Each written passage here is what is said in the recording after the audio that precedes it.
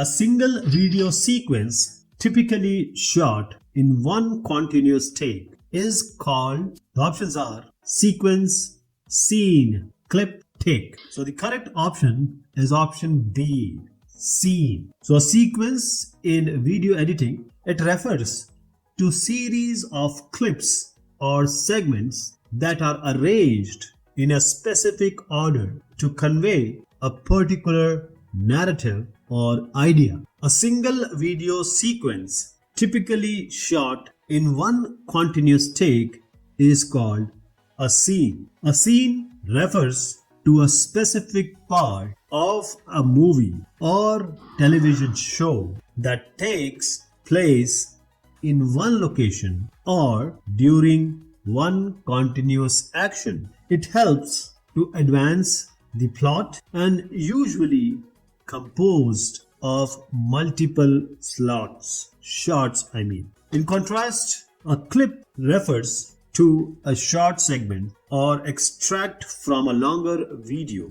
while a take, which is the option number 4 here, refers to a single recorded performance or shot. So the most appropriate term for a single video sequence is a scene.